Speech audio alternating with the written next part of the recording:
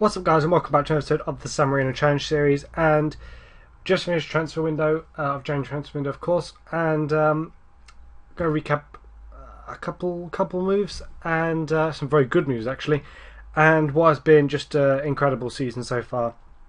Things could not really have gone a lot better, to be honest. But we'll start with the fixtures and transfers. Sorry, so it was transfers. And January we bought in Percy. Well, he's not Percy. His name's not Percy. I've renamed him Percy. His name is actually Mehedi Kodadi, something like that. But I nicknamed him Percy because I can't be bothered to say his real name. So he's Percy. Douglas Costa, the Brazilian right winger, has come in. He joined us on loan from Paris Saint-Germain. And Marquinhos has joined us on a permanent from Roma. The guy who's gone to Paris Saint-Germain in real life for 30 odd million, I think it was, transfer fee, something like that. Iliev has left us, Ludovic has left us, Flanagan's gone, Duncan's gone on loan, Osvaldo's gone on loan, Acosta's gone on loan, Trotter's gone on loan, Balarabi's left us on a free, and this other guy's gone as well on loan. So a bit of a clear up because players, well, more or less all these players were unhappy. Osvaldo's the exception, he was fine, but I just can't accommodate him. Now we've got Percy as well. Percy is a bit of a tank. I mean, look at those stats for crying out loud. What's his record in Saudi Arabia? Look at that for a goal record. I mean, the league may not be great, but look at that. It's just incredible. So hopefully he started well, but hopefully he can continue. With regards to fixtures, though, the Champions League group, by the way, was just horrific. Our Champions League group was Shakhtar, Dortmund, Zenit, and myself, of course. And things went really well in that, actually. We won it. We won the group. 6 games played, 4 wins, 1 draw, 1 loss, 13 goals, 6 against, positive goal difference of 7, 13 points. We finished 1 ahead of Shakhtar. Dortmund went out on 9. Going into the 6th game, we were on 10 points, and both Shakhtar and Dortmund were on 9 points. And we played Dortmund, I think it was, and we won. And that obviously knocked them out of the competition and put us through as winners of the group. So that was pretty awesome. So that went really well, but it just shows you how tight that group was. It went down to game 6. It was just pretty amazing stuff. Then we played obviously Juventus in the last episode and beat them 2-1. Our first ever win over Juventus.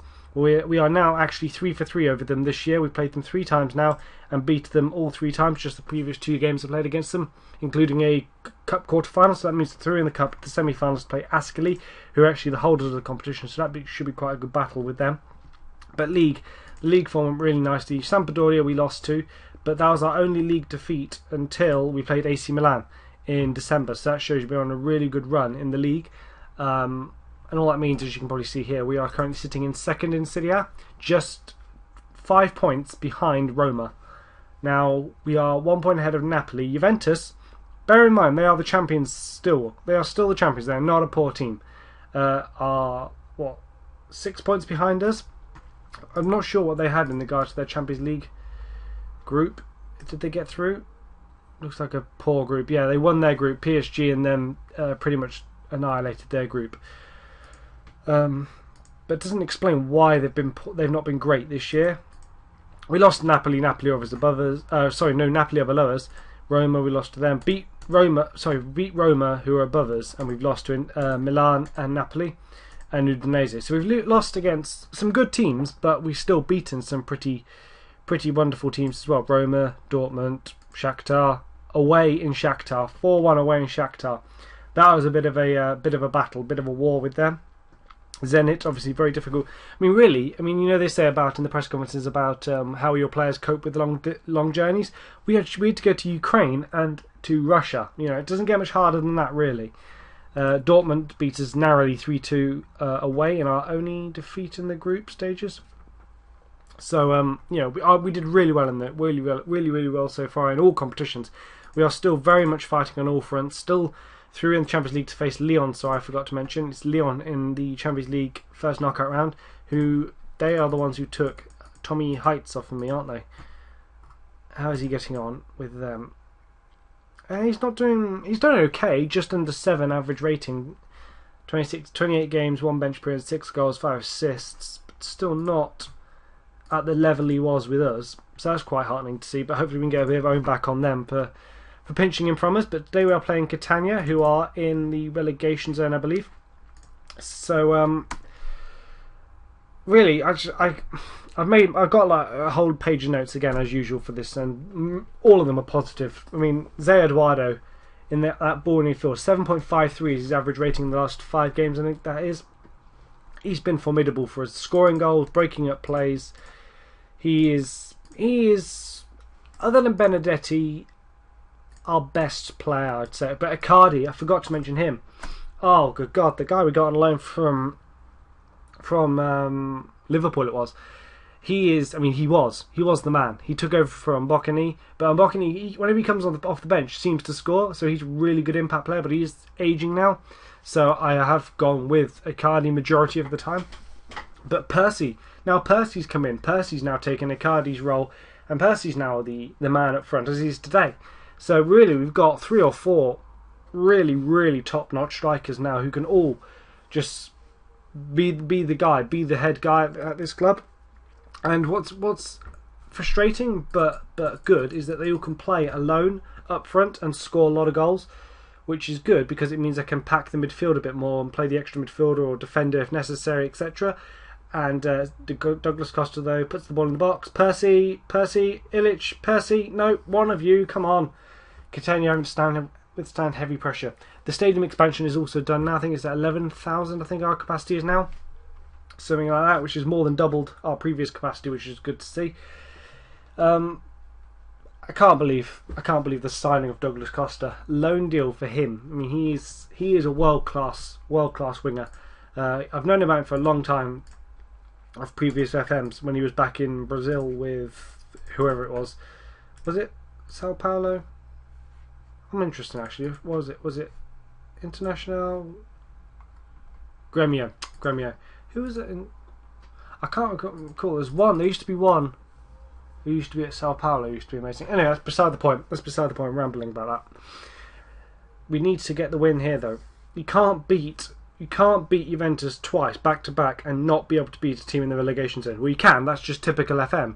You beat the big team, but you don't beat the small teams. But we have to get the job done. We have to stay in this title race today.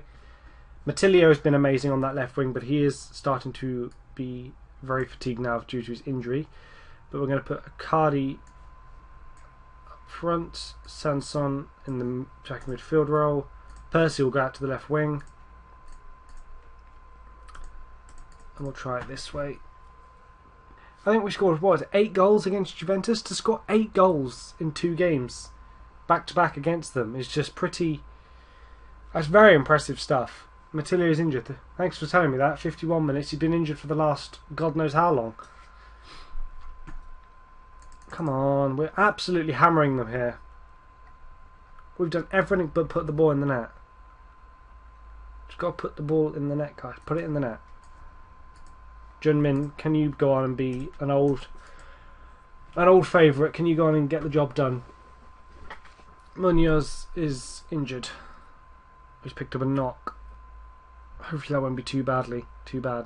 Marquinhos is a very good pickup as well, and quite cheap actually from what you consider when you consider in real life. He went for not the record. I think it wasn't the record. Don't you dare score. That was awful. Who are you, Zardes? Note to self: never sign him.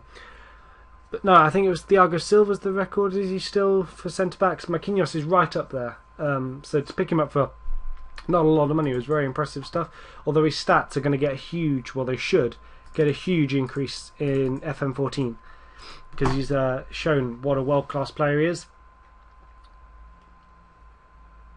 So he's not great in this game. He's not 30 million or whatever he went for in real life value in this, but next year he should be. Come on. Well, we're going to go on that attack. This is just not working. Get the ball forward. Actually, I'm going to change Percy to attack, Junmin to support, attack. Just any little changes. Try and get this result. We need to beat Catania.